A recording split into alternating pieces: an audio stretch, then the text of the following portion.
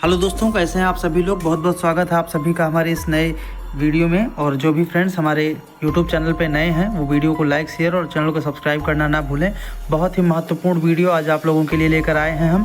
Polity से संबंधित 50 महत्वपूर्ण प्रश्न आप लोगों के लिए, जो आपकी आने वाली परीक्षाओं में बहुत ही ज़्यादा महत्वपूर्ण होने वाले हैं। तो चलिए हम लोग फटाफट स्टार्ट करते हैं और देखते हैं आज का पहला प्रश्न कह रहा है कि किस एक्ट के तहत भारत में सर्वोच्च न्यायालय की स्थापना की गई थी। ऑप्शन यहाँ पे आपको दिया गया है 1773 का रेगुलेटिंग एक्ट, 1813 का चार्टर एक्ट, 1833 का चार्टर एक्ट अथवा भारत शासन अधिनियम 1935। तो सही जवाब की बात करें तो सही जवाब हमारा होगा ऑप्शन ए 1773 का रेगुलेटिंग एक्ट।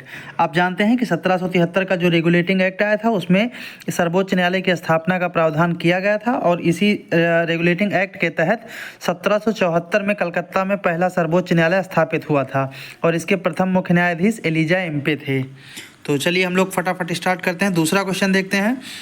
दूसरा क्वेश्चन कह रहा है कि भारत के लिए संविधान की रचना हेतु संविधान सभा का विचार निम्नलिखित में से सर्वप्रथम किसने प्रस्तुत किया था। ऑप्शन यहाँ पे आपको दिया है स्वराज पार्टी ने 1934 में, कांग्रेस पार्टी ने 1936 में, मुस्लिम लीग ने 1942 में या फिर सर्वदलीय सम्मेलन ने 1946 में। तो सही जवाब यहाँ पे आपका होगा स्वराज पार्टी ने 1934 में जो है प्रस्तुत किया था। मई 1934 में जो है रांची में स्वराज पार्टी ने जो है यह निर्णय लिया गया था और एक प्रस्ताव पारित किया गया था जिसमें कहा गया था कि वयस्क मताधिकार के आधार पर निर्वाचित भारतीय प्रतिनिधियों की एक सभा जो है संविधान सभा होगी जो संविधान का निर्माण करेगी। अगला क्वेश्चन देखते हैं, क्वेश्चन नंबर 3। क्वेश्चन कह रहा है कि स्वतंत्रता के पूर्व के दिनों में प्रारंभ में किसने संविधान निर्मात्री सभा का विचार प्रस्तुत किया था। तो ऑप्शन यहाँ आप देख सकते हैं M.N. राय, B.R. अम्बेडकर, एनी बेसेंट अथवा जवाहरलाल नेहरू। सही विकल्प यहाँ पे हमारा होगा ऑप्शन ए M.N. राय। वर्ष 1934 में जो है भारत में संविधान निर्मात्री सभा का विचार M.N. राय ने दिया था। अगला क्वेश्चन देखते हैं, क्वेश्चन नंबर 4। क्वेश्चन कह रहा है कि किसने कहा था कि संविधान सभा अकेले ही देश के लिए एक स्वदेशी संविधान का निर्माण कर सकती है तथा सही मायने में और पूरी तरह से लोगों की इच्छा का प्रतिनिधित्व कर सकती है। तो आपको यहाँ पे सही ऑप्शन पहचान करना है कि यह कथन किसके द्वारा कहा गया था। Mahatma Gandhi, Sarojini Naidu, Annie Besant, Jawaharlal Nehru. तो सही जवाब की अगर बात करें तो सही जवाब हमारा होगा ऑप्शन ए महात्मा गांधी। ठीक है, महात्मा गांधी ने जो है वर्ष 1939 में हरिजन पत्रिका में एक लेख जो है प्रकाशित किया था। इस लेख का नाम था द ओनली वे। इस लेख का क्या नाम था? इस लेख का नाम था द ओनली वे। ठीक है, ये लेख जो है हरिजन पत्रिका में प्रकाशित किया गया था और इसी लेख में महात्मा गांधी द्वारा यह कहा गया था कि संविधान सभा अकेले ही देश के लिए एक स्वदेशी संविधान का निर्माण कर सकती है तथा सही मायने में और पूरी तरह से लोगों की इच्छा का प्रतिनिधित्व कर सकती है। चलिए अगला क्वेश्चन देखते हैं, क्वेश्चन नंबर 5। क्वेश्चन कह रहा है कि एक निर्वाचित संविधान सभा द्वारा भारत के संविधान का निर्माण करने का प्रस्ताव किसके द्वारा दिया गया था। तो ऑप्शन यहाँ पे आपको दिया गया है साइमन कमीशन द्वारा, भारत सरकार अधिनियम 1935 द्वारा, क्रिप्स मिशन द्वारा अथवा ब्रिटिश कैबिनेट डेलीगेशन द्वारा। तो सही जवाब की अगर हम बात करें तो सही जवाब हमारा होगा ऑप्शन सी। ठीक है, ऑप्शन सी हमारा सही जवाब होगा क्रिप्स मिशन के द्वारा। क्रिप्स मिशन के द्वारा जो है एक निर्वाचित संविधान सभा द्वारा भारत के संविधान का निर्माण करने के लिए प्रस्ताव दिया गया था। अगला क्वेश्चन देखते हैं, क्वेश्चन नंबर 6। क्वेश्चन कह रहा है कि क्रिप्स मिशन के प्रस्ताव के संदर्भ में निम्नलिखित कथनों पर विचार कीजिए। कथन 1, संविधान सभा में प्रांतीय विधानसभाओं और साथ ही भारतीय रियासतों द्वारा नामित सदस्य होंगे। कथन 2, नया संविधान स्वीकार करने के लिए जो भी प्रांत तैयार नहीं होगा उसे यह अधिकार होगा कि अपनी भावी स्थिति, यहाँ पे थोड़ा मिसप्रिंट हुआ है, यहाँ पे भावी लिख गया है, यहाँ पे भावी शब्द होगा, मतलब भविष्य की स्थिति के बारे में ब्रिटेन के साथ वो चाहे तो अलग से संधि कर सकता है। आपको पहचान करना है कि उपयुक्त में से कौन से कथन सही हैं। ऑप्शन आपका दिया हुआ है केवल 1, केवल 2, 1 और 2 दोनों अथवा ना तो 1 ना ही 2। तो सही जवाब की अगर हम बात करें तो सही जवाब यहाँ पे होगा हमारा केवल 2। ऑप्शन बी हमारा सही आंसर होगा। पहला स्टेटमेंट जो हमारा है ये हमारा गलत हो जाएगा। ये स्टेटमेंट गलत इसलिए हो जाएगा क्योंकि संविधान सभा में प्रांतीय विधानसभाओं के निर्वाचित सदस्य और भारतीय रियासतों द्वारा नामित सदस्य को रखे जाने का प्रावधान था। ऐसा नहीं है कि दोनों तरफ से नामित सदस्य होंगे, नहीं, जो प्रांतीय विधानसभाएं थी उनसे सदस्यों का निर्वाचन किया जाना था, और जो भारतीय रियासतें थी उनके रियासतों के जो प्रमुख थे उनके द्वारा नामित सदस्यों को रखा गया था। तो इसलिए हमारा यहाँ पे कथन 1 गलत हो जाएगा और कथन 2 हमारा सही हो जाएगा। अगला क्वेश्चन देखते हैं, क्वेश्चन नंबर 7। क्वेश्चन कह रहा है, कैबिनेट मिशन योजना के अंतर्गत संविधान निर्मात्री परिषद में प्रत्येक प्रांत को आवंटित सदस्य संख्या निर्धारित करने के लिए एक प्रतिनिधि कितनी जनसंख्या के अनुपात में था? तो ऑप्शन यहाँ पे आपको दिया गया है 8 लाख, 10 लाख, 12 लाख, 20 लाख। सही जवाब की बात करें तो सही जवाब हमारा होगा ऑप्शन बी, 10 लाख। ठीक है, कैबिनेट मिशन जो आपका था ये वर्ष 1946 में भारत आया था, इस चीज़ को याद रखिएगा। कैबिनेट मिशन 1946 में भारत आया था। ठीक है, और मिशन ने अपनी रिपोर्ट में संविधान सभा के गठन का एक सूत्र प्रस्तुत किया था, जिसके आधार पर जो है संविधान सभा निर्वाचित होनी थी, और प्रांतों का प्रतिनिधित्व जो था वो जनसंख्या के आधार पर होना था। इसके तहत मोटे तौर पर प्रति 10 लाख व्यक्तियों के ऊपर एक प्रतिनिधि के निर्वाचन की व्यवस्था जो है वो प्रस्तावित की गई थी। ठीक है, तो सही जवाब यहाँ पे हमारा होगा ऑप्शन बी। अगला क्वेश्चन देखते हैं, क्वेश्चन नंबर 8। क्वेश्चन कह रहा है कि निम्नलिखित व्यक्तियों में से कौन कैबिनेट मिशन का सदस्य नहीं था? ऑप्शन यहाँ पे आपको दिया गया है Pethick Lawrence, William Wood, Stafford Cripps और A.V. अलेक्जेंडर। तो सही जवाब अगर यहाँ पे हम बात करें तो सही जवाब हमारा होगा ऑप्शन बी, विलियम वुड। ठीक है, ये जो है कैबिनेट मिशन के सदस्य नहीं थे। बाकी आपके पैथिक लॉरेंस ये थे, स्टैफोर्ड क्रिप्स भी थे और अलेक्जेंडर भी थे। अच्छा, अब हम बात कर लेते हैं कैबिनेट मिशन के बारे में। तो कैबिनेट मिशन आपका जो था ये मार्च 1946 में भारत आया था। ठीक है, और इस मिशन के जो सदस्य थे 3 प्रमुख सदस्य यही थे। स्टैफोर्ड क्रिप्स जो थे ये आपके अध्यक्ष बोर्ड ऑफ ट्रेड के थे, पैथिक लॉरेंस जो थे ये भारत सचिव थे, और A.B. अलेक्जेंडर जो थे ये आपके नौसेना मंत्री थे। तो अगला क्वेश्चन हम लोग देखते हैं, क्वेश्चन नंबर 9। क्वेश्चन कह रहा है कि भारतीय संविधान सभा का गठन किया गया था, मतलब ऑप्शन आपको यहाँ पे दिया गया है। ऑप्शन ए आपका कह रहा है कि भारत सरकार अधिनियम 1935 के अंतर्गत, या फिर क्रिप्स योजना 1942 के अंतर्गत, या फिर कैबिनेट मिशन योजना 1946 के अंतर्गत, अथवा ऑप्शन डी आपको दिया गया है भारतीय स्वतंत्रता अधिनियम 1947 के अंतर्गत। तो यहाँ पे ये आपको 4 ऑप्शन दिए जा चुके हैं, ये आप देख सकते हैं। चारों ऑप्शन आपको दिए गए हैं, आप इनमें से सही ऑप्शन को चूज़ करना है, सही ऑप्शन का चयन करना है। तो सही ऑप्शन जो आपका है वो होगा option number C, cabinet mission योजना 1946 के अंतर्गत जो है भारतीय संविधान सभा का गठन किया गया था। ठीक है, अगला क्वेश्चन देखते हैं, क्वेश्चन नंबर 10। क्वेश्चन कह रहा है कि 1946 में निर्मित अंतरिम सरकार में कार्यपालिका परिषद के उपसभापति कौन थे? तो ऑप्शन यहाँ पे आपको दिया गया है जवाहरलाल नेहरू, S. राधाकृष्णन, C. राजगोपालाचारी और option D doctor Rajendra Prasad. तो सही जवाब यहाँ पे होगा ऑप्शन ए, जवाहरलाल नेहरू। ठीक है, थोड़ा सा इसके बारे में जान लीजिए कि 24 अगस्त 1946 को जो है आपकी निर्मित हुई थी अंतरिम सरकार। ठीक है, तो अंतरिम सरकार जो आपकी थी, कार्यभार इसने कब संभाला था? 2 सितंबर 1946 को इसने अपना कार्यभार संभाला था। तो इसमें जो है जवाहरलाल नेहरू को उपाध्यक्ष या उपसभापति बनाया गया था। अगला क्वेश्चन देख लेते हैं, क्वेश्चन नंबर 11। क्वेश्चन कह रहा है कि निम्नलिखित में से कौन अगस्त 1946 में गठित प्रथम अंतरिम राष्ट्रीय सरकार का सदस्य नहीं था? ऑप्शन यहाँ पे आपको दिया गया है Jagjivan Ram, option B S. Radhakrishnan, option C Rajagopalachari अथवा option D doctor Rajendra Prasad. तो सही जवाब अगर हम बात करें तो सही जवाब हमारा होगा यहाँ पे ऑप्शन बी S. राधाकृष्णन। ठीक है, S. राधाकृष्णन जो थे ये आपके 1946 में जो अंतरिम सरकार गठित की गई थी उसमें ये सम्मिलित नहीं थे। ठीक है, इसकी थोड़ा व्याख्या हम और अच्छे से कर दें तो कैबिनेट मिशन योजना के आधार पर जो है 24 अगस्त 1946 की घोषणा के तहत नवनिर्वाचित संविधान सभा से 2 सितंबर 1946 को भारत की अंतरिम सरकार का गठन किया गया था।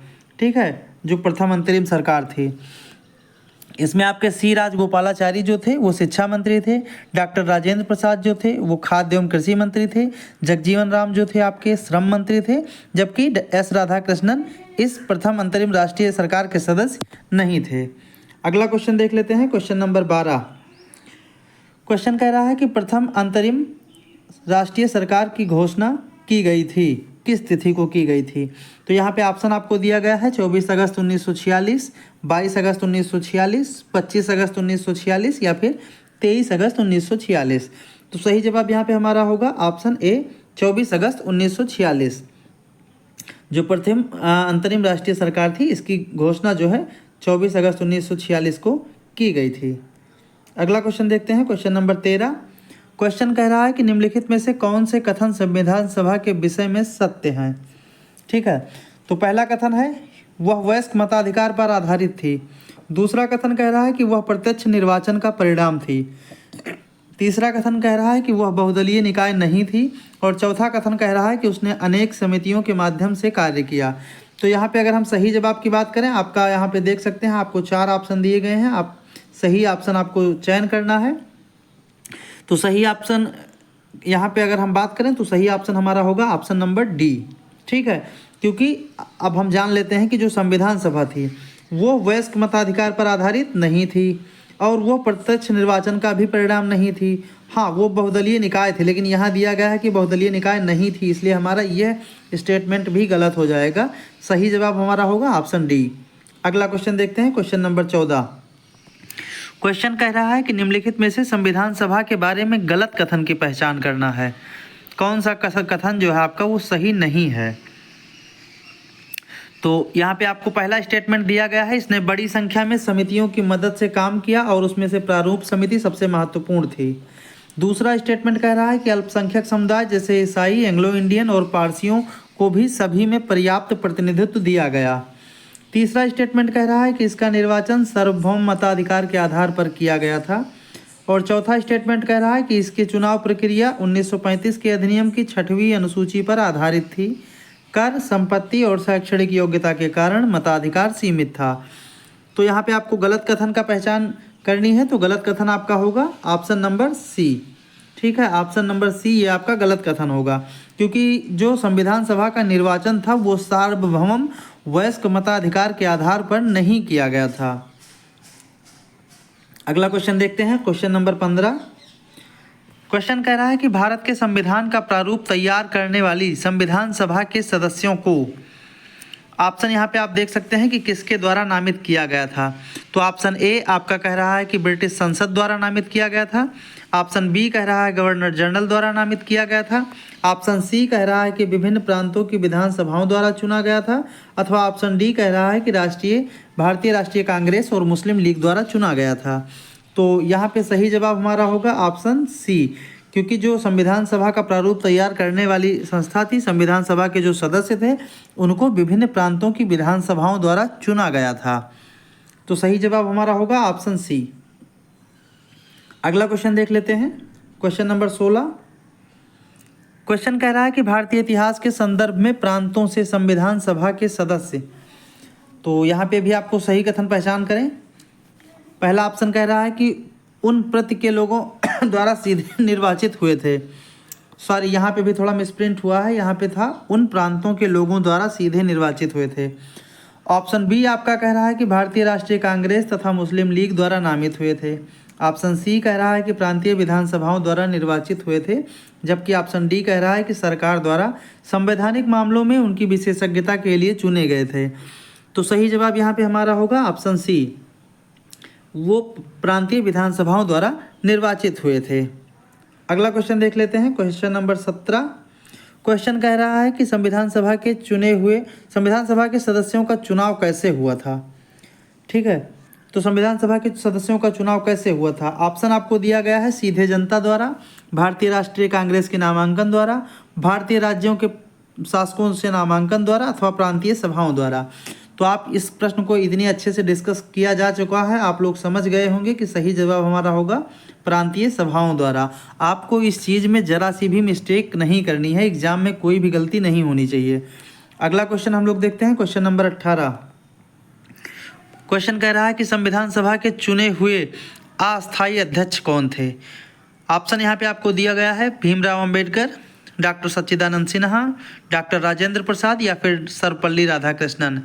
तो यहाँ पे अस्थायी अध्यक्ष की बात की गई है, तो सही जवाब हमारा होगा ऑप्शन बी। अस्थायी अध्यक्ष के रूप में डॉक्टर सच्चिदानंद सिन्हा को चयनित किया गया था। इनका चयन कब किया गया था, तो ये हुआ था 9 दिसंबर 1946 को। ठीक है, और अगर आपसे कभी पूछा जाए कि अस्थायी अध्यक्ष कौन थे, तो वो आपके 11 दिसंबर 1946 को जो है डॉक्टर राजेंद्र प्रसाद बनाए गए थे, वो निर्विरोध निर्वाचित हुए थे। ठीक है, अगला क्वेश्चन देखते हैं, क्वेश्चन नंबर 19। क्वेश्चन कह रहा है कि संविधान सभा की प्रथम बैठक की अध्यक्षता किसने की थी। तो ऑप्शन यहाँ पे आपको दिया गया है भीमराव अंबेडकर, डॉक्टर सच्चिदानंद सिन्हा, डॉक्टर राजेंद्र प्रसाद अथवा सर्वपल्ली राधाकृष्णन। तो सही जवाब की अगर हम बात करें तो सही जवाब हमारा होगा ऑप्शन बी, डॉक्टर सच्चिदानंद सिन्हा, क्योंकि प्रथम बैठक जो आपकी हुई थी वो अभी हमने बताया कि प्रथम बैठक हुई थी 9 दिसंबर 1946 को। तो उस समय जो है अध्यक्ष कौन थे, डॉक्टर सच्चिदानंद सिन्हा थे, तो अध्यक्षता भी वही करेंगे। तो इस तरीके से सही जवाब हमारा होगा ऑप्शन बी, डॉक्टर सच्चिदानंद सिन्हा। अगला क्वेश्चन देख लेते हैं, क्वेश्चन नंबर 20।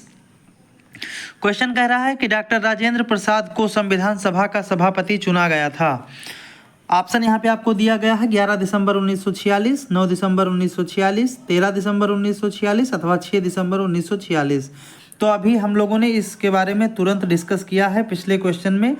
यहाँ पे हमने बताया था कि जो प्रथम बैठक हुई थी वो 9 दिसंबर 1946 को हुई थी, जहाँ पे सच्चिदानंद सिन्हा जी को अस्थायी अध्यक्ष चुना गया था, और जो दूसरी बैठक 11 दिसंबर 1946 को हुई थी, इसमें डॉक्टर राजेंद्र प्रसाद को संविधान सभा का अध्यक्ष या सभापति चुना गया था। तो सही जवाब हमारा होगा ऑप्शन ए, 11 दिसंबर 1946 को चुना गया था।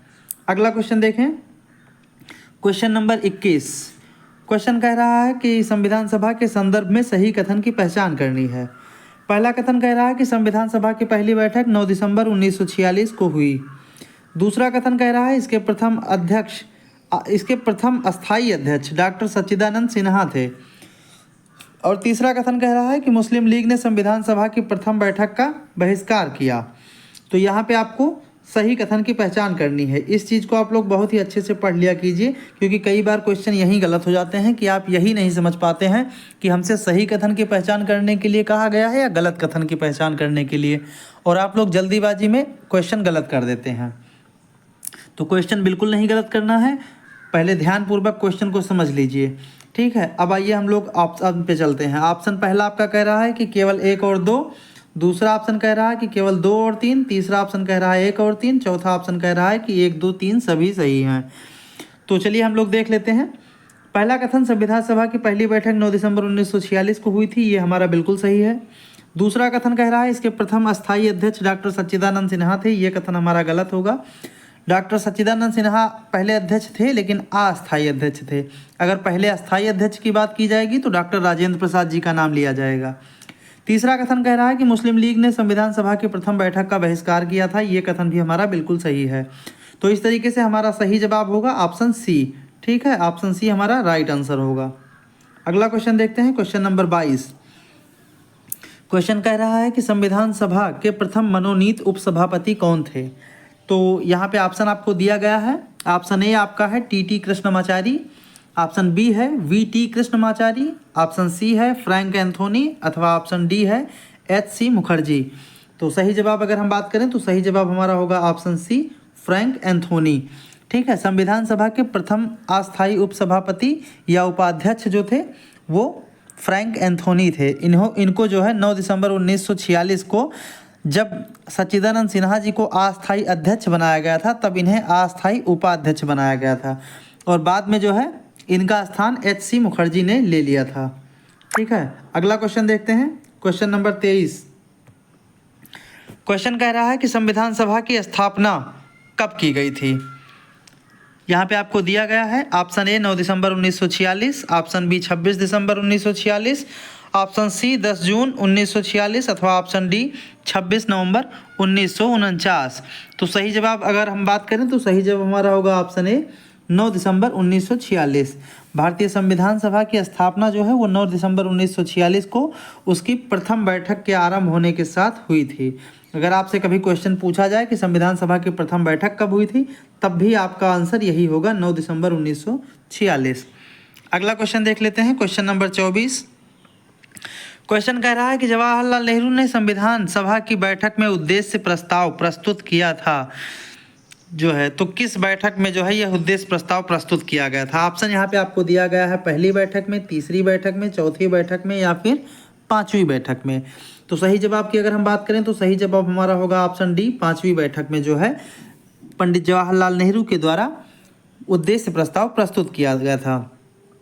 ठीक है, और ये पांचवी बैठक हुई कब थी? तो ये आपकी हुई थी 13 दिसंबर 1946 को। 13 दिसंबर 1946 को जो है जवाहरलाल नेहरू के द्वारा उद्देश्य प्रस्ताव प्रस्तुत किया गया था, जिससे कि संविधान के निर्माण के लिए सटीक दर्शन एवं मार्गदर्शक सिद्धांत प्रदान किए गए थे, और बाद में भारत के संविधान की जो है प्रस्तावना का रूप भी इसने ले लिया था। अगला क्वेश्चन देखते हैं, क्वेश्चन नंबर 25। क्वेश्चन कह रहा है कि जवाहरलाल नेहरू ने उद्देश्य प्रस्ताव किस तिथि को प्रस्तुत किया गया था? तो जवाहरलाल नेहरू के द्वारा उद्देश्य प्रस्ताव कब प्रस्तुत किया गया था? ये आप ऑप्शन देख लीजिए, 9 दिसंबर 1946, 22 जनवरी 1947, 13 दिसंबर 1946 अथवा ऑप्शन डी 28 अप्रैल 1947। तो अभी हम लोगों ने इस पर डिस्कस किया है और सही जवाब हमारा होगा ऑप्शन सी, 13 दिसंबर 1946। ठीक है, 13 दिसंबर 1946 को जवाहरलाल नेहरू जी के द्वारा उद्देश्य प्रस्ताव प्रस्तुत किया गया था। अगला क्वेश्चन देखें, क्वेश्चन आपका दिया गया है कि भारत को एक संविधान देने का प्रस्ताव संविधान सभा द्वारा कब पारित किया गया था? तो सही जवाब यहाँ पे आप ढूंढ सकते हैं, ऑप्शन आपको दिया गया है, 9 दिसंबर 1946, 22 फरवरी 1947, 13 दिसंबर 1946 अथवा ऑप्शन डी 22 जनवरी 1947। तो सही जवाब हमारा होगा 13 दिसंबर 1946। सॉरी, चलिए अगला क्वेश्चन देखते हैं। क्वेश्चन कह रहा है कि भारत को एक संविधान देने का प्रस्ताव संविधान सभा द्वारा पारित किया गया था। ऑप्शन ए 9 दिसंबर 1946, ऑप्शन बी 22 फरवरी 1947, ऑप्शन सी 13 दिसंबर 1946 अथवा ऑप्शन डी 22 जनवरी 1947। तो सही जवाब हमारा होगा ऑप्शन डी 22 जनवरी 1947। 22 जनवरी 1947 को संविधान सभा द्वारा भारत को एक संविधान देने का उद्देश्य प्रस्ताव पारित किया गया था, और उद्देश्य प्रस्ताव को 13 दिसंबर 1946 को ही संविधान सभा में जवाहरलाल नेहरू द्वारा पेश किया गया था। आगे चलकर यही उद्देश्य प्रस्ताव जो है संविधान की प्रस्तावना का रूप ले लेता है। ठीक है, तो इस चीज़ को आप ध्यान रखिएगा। चलिए अगला क्वेश्चन देखते हैं, क्वेश्चन नंबर 27। क्वेश्चन कह रहा है कि भारतीय संविधान को बनाने हेतु भारतीय संविधान सभा के कुल कितने अधिवेशन हुए थे? तो ऑप्शन यहाँ पे आपको दिया गया है 10, 28, 20, 12। सही जवाब आपको चयन करना है। सही जवाब अगर हम बात करें तो सही जवाब आपका होगा ऑप्शन डी 12। ठीक है, आप जानते हैं कि भारतीय संविधान को बनने में कुल 2 वर्ष 11 माह 18 दिन का समय लगा था, और इसके दौरान कुल 11 अधिवेशन हुए थे। 12वां अधिवेशन जो आपका हुआ था वो 26 नवंबर 1949 को, जिस दिन संविधान को अंगीकृत किया गया था, इस दिन हुआ था। तो कुल मिला के आपके 12 अधिवेशन हुए थे। अगला क्वेश्चन देखें, क्वेश्चन नंबर 28। क्वेश्चन कह रहा है कि भारत की संविधान सभा के अंतिम बैठक की सही तिथि को बताइए। ऑप्शन यहाँ पे आपको दिया गया है 10 जनवरी 1950, 28 दिसंबर 1949, 20 नवंबर 1949 या फिर 24 जनवरी 1950। तो सही जवाब यहाँ पे हमारा होगा 24 जनवरी 1950। ऑप्शन डी हमारा सही जवाब होगा।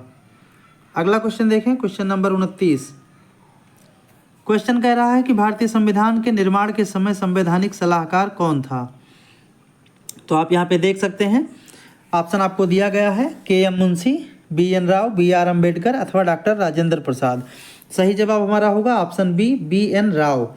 ठीक है, भारतीय संविधान के निर्माण के समय जो है बी.एन. राव, जिनका पूरा नाम बेनेगल नरसिंह राव है ना, इनको शॉर्टकट में बी.एन. राव भी कहा जाता है, इनको संवैधानिक सलाहकार नियुक्त किया गया था। अगला क्वेश्चन देखें, क्वेश्चन नंबर 30। क्वेश्चन कह रहा है कि भारतीय संविधान का प्रथम प्रारूप तैयार किया गया था।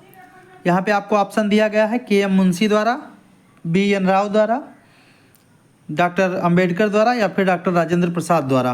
तो सही जवाब यहाँ पे हमारा होगा ऑप्शन बी, बी.एन. राव द्वारा। ठीक है, संविधान सभा के जो संवैधानिक सलाहकार थे आपके BN राव द्वारा जो है संविधान का पहला प्रारूप तैयार किया गया था, जिस पर विचार एवं परिवर्तन करके प्रारूप समिति द्वारा संविधान सभा के समक्ष संविधान का मसौदा प्रस्तुत किया गया था। BN राव के द्वारा जो मूल प्रारूप दिया गया था उसमें 243 अनुच्छेद और 13 अनुसूचियाँ थी। इस बात को आप ध्यान रखिएगा कि जो BN राव जी के द्वारा प्रथम प्रारूप तैयार किया गया था इसमें आपके 243 अनुच्छेद और अनुसूचियाँ कितना थी, 13 अनुसूचियाँ थी। ठीक है, तो इस चीज़ को आप ध्यान रखिएगा, ये आपसे पूछ सकता है। अगला क्वेश्चन देखें, क्वेश्चन नंबर 31। क्वेश्चन कह रहा है कि संविधान को 26 जनवरी के दिन लागू करने का निर्णय इसलिए लिया गया क्योंकि। ऑप्शन ए कह रहा है कि कांग्रेस ने इस तिथि को 1930 में स्वतंत्रता दिवस के रूप में मनाया था। ऑप्शन बी कह रहा है कि इस तिथि को 1942 में भारत छोड़ो आंदोलन प्रारंभ किया गया था। ऑप्शन सी कह रहा है कि यह एक शुभ दिन था, अथवा ऑप्शन डी उपरोक्त में से कोई नहीं। तो सही जवाब की अगर हम बात करें तो सही जवाब हमारा होगा ऑप्शन ए, कांग्रेस ने जो है इस तिथि को 1930 में स्वतंत्रता दिवस के रूप में मनाया था। अगर हम व्याख्या की बात करें तो भारतीय राष्ट्रीय कांग्रेस का जो लाहौर अधिवेशन हुआ था उसमें पूर्ण स्वराज्य की घोषणा की गई थी तथा 26 जनवरी 1930 को स्वतंत्रता दिवस के रूप में मनाए जाने का संकल्प लिया गया था। ठीक है, और आज़ादी के पूर्व तक, जब तक 1947 में भारत को आज़ादी नहीं मिल गई है, उससे पहले प्रतिवर्ष 26 जनवरी 1930 को ही प्रतिवर्ष 26 जनवरी को ही स्वतंत्रता दिवस मनाया जाता था। चलिए अगला क्वेश्चन देखते हैं, क्वेश्चन नंबर 32। क्वेश्चन कह रहा है कि संविधान निर्माण में कुल कितना समय लगा था। ऑप्शन यहाँ पे आपको दिया गया है 2 वर्ष 11 माह 18 दिन। दूसरा ऑप्शन दिया गया है 1 वर्ष 8 माह 20 दिन। तीसरा ऑप्शन दिया गया है 2 वर्ष 10 माह 5 दिन। और चौथा ऑप्शन आपका कह रहा है कि पूरे 3 वर्ष। तो सही जवाब की अगर हम बात करें तो सही जवाब यहाँ पे आपका होगा ऑप्शन ए, 2 वर्ष 11 माह 18 दिन। आप लोग जानते हैं कि भारतीय संविधान को बनने में कुल मिलाकर के 2 वर्ष 11 माह 18 दिन का समय लगा था। ठीक है, तो सही जवाब यहाँ पे हमारा हो जाएगा ऑप्शन ए। अगला क्वेश्चन देखते हैं, क्वेश्चन नंबर 33। क्वेश्चन कह रहा है कि संविधान दिवस कब मनाया जाता है। ऑप्शन आपको यहाँ पे दिया गया है कि संविधान दिवस कब मनाया जाता है। ऑप्शन आप चूज करें, 26 अक्टूबर, 26 नवंबर, 26 दिसंबर अथवा 26 जनवरी। तो सही ऑप्शन की बात करें तो सही ऑप्शन हमारा होगा ऑप्शन बी, 26 नवंबर। ठीक है, 26 नवंबर को संविधान दिवस मनाया जाता है क्योंकि 26 नवंबर 1949 के दिन ही जो है संविधान सभा के द्वारा भारतीय संविधान को आत्मर्पित किया गया था। ठीक है, तो इसलिए संविधान दिवस 26 नवंबर को मनाया जाता है। चलिए अगला क्वेश्चन देख लेते हैं, क्वेश्चन नंबर 34। क्वेश्चन कह रहा है कि भारतीय संविधान को अपनाया गया था। तो ऑप्शन यहाँ पे आपको दिया गया है संविधान सभा द्वारा, गवर्नर जनरल द्वारा, ब्रिटिश संसद द्वारा अथवा भारतीय संसद द्वारा। तो सही जवाब हमारा होगा ऑप्शन ए, संविधान सभा द्वारा। ठीक है, संविधान सभा के 11वें अधिवेशन में जो है 26 नवंबर 1949 को भारतीय संविधान सभा द्वारा अपनाया गया था, मतलब अंगीकृत और अधिनियमित किया गया था। तो सही जवाब हमारा होगा ऑप्शन ए। ठीक है, अगला क्वेश्चन देख लेते हैं, क्वेश्चन नंबर 35।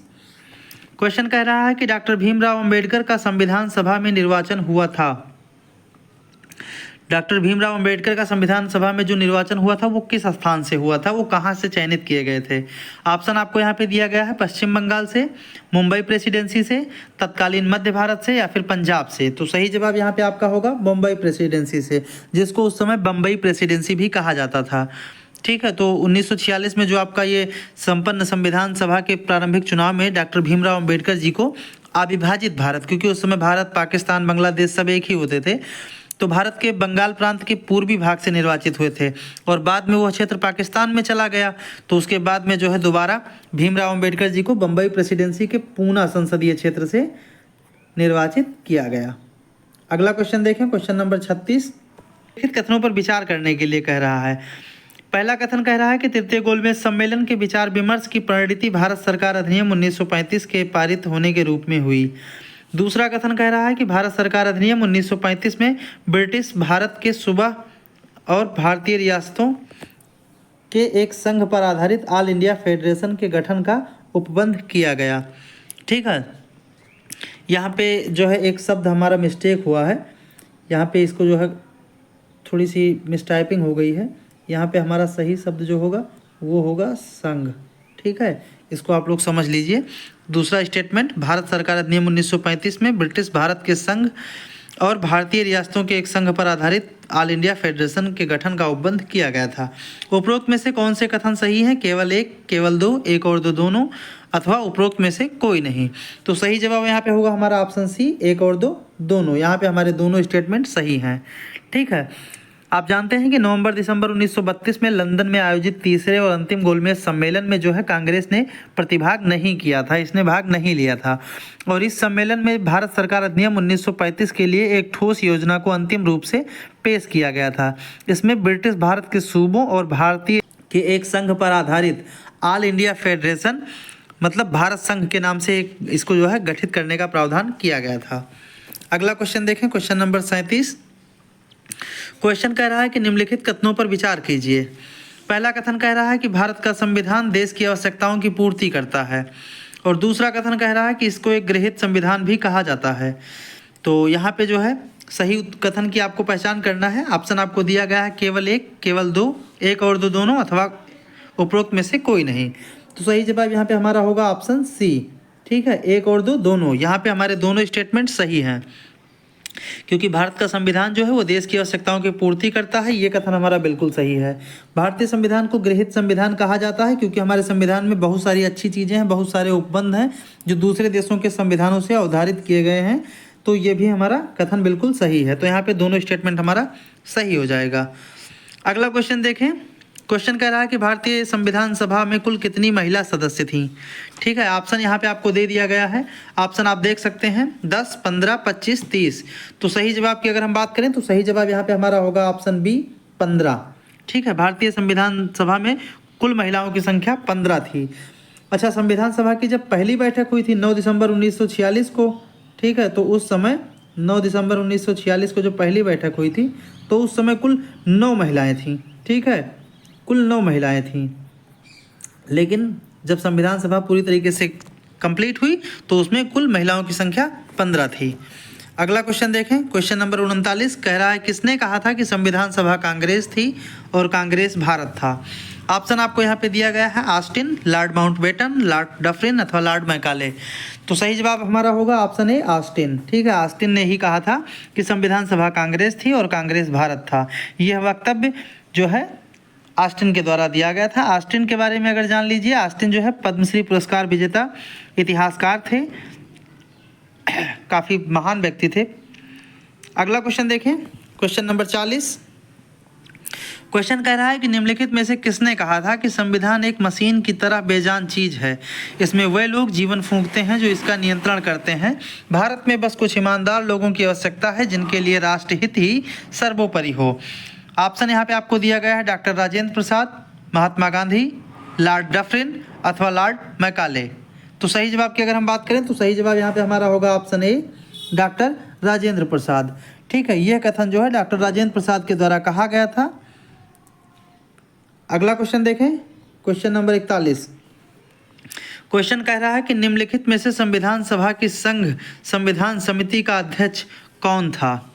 ठीक है, तो यहाँ पे आपको ऑप्शन दिया गया है डॉक्टर राजेंद्र प्रसाद, महात्मा गांधी, जवाहरलाल नेहरू अथवा वल्लभ भाई पटेल। तो सही जवाब की अगर हम बात करें तो सही जवाब हमारा होगा ऑप्शन सी, जवाहरलाल नेहरू। अगला क्वेश्चन देखें, क्वेश्चन नंबर 42। क्वेश्चन कह रहा है कि संविधान सभा ने डॉक्टर भीमराव अंबेडकर की अध्यक्षता में प्रारूप समिति का गठन कब किया था? ठीक है, तो ऑप्शन यहाँ पे आप देख सकते हैं कि प्रारूप समिति का गठन कब किया गया था। ऑप्शन यहाँ पे आपको दिया गया है। ऑप्शन आपका है 13 दिसंबर 1946, 3 जून 1947, 29 अगस्त 1947 अथवा 22 जनवरी 1947। यहाँ पे आप चारों ऑप्शंस देख सकते हैं। ऑप्शन आपको दिया गया है और अभी हम लोगों ने पिछले क्वेश्चन के पे भी इसके बारे में डिस्कस किया गया था, तो आप लोग यहाँ पे सही ऑप्शन का चयन कर सकते हैं। ठीक है, चलिए सही ऑप्शन का हम लोग चयन करते हैं। सही ऑप्शन है यहाँ पे हमारा होगा ऑप्शन नंबर सी, 29 अगस्त 1947। ठीक है, ऑप्शन नंबर सी, 29 अगस्त 1947 को जो है संविधान सभा के द्वारा जो है संविधान के प्रारूप पर विचार करने हेतु संविधान सभा द्वारा 19 अगस्त 1947 को संकल्प पारित करके बी.आर. अम्बेडकर की अध्यक्षता में प्रारूप समिति का गठन किया गया था। अगला क्वेश्चन देखें, क्वेश्चन नंबर 43 कह रहा है संविधान निर्मात्री परिषद की झंडा समिति के अध्यक्ष कौन थे? ऑप्शन यहाँ पे आपको दिया गया है सी राजगोपालाचारी, डॉक्टर राजेंद्र प्रसाद, वल्लभ भाई पटेल अथवा ऑप्शन डी जगजीवन राम। सही जवाब यहाँ पे हमारा होगा ऑप्शन बी डॉक्टर राजेंद्र प्रसाद। ठीक है, डॉक्टर राजेंद्र प्रसाद जी झंडा समिति के अध्यक्ष थे और यही डॉक्टर राजेंद्र प्रसाद जी आगे चल करके स्वतंत्र भारत के प्रथम राष्ट्रपति होने का भी गौरव प्राप्त किए हैं। अगला क्वेश्चन देखें, क्वेश्चन नंबर 44 कह रहा है भारत के संविधान में उद्देशिका का विचार लिया गया है। ऑप्शन ए इटली के संविधान से, ऑप्शन बी यूएसए के संविधान से, ऑप्शन सी कनाडा के संविधान से अथवा ऑप्शन डी ऑस्ट्रेलिया के संविधान से। तो यहाँ पे सही जवाब हमारा होगा ऑप्शन बी यूएसए के संविधान से। ठीक है, भारतीय संविधान में उद्देशिका का जो प्रस्ताव विचार है ये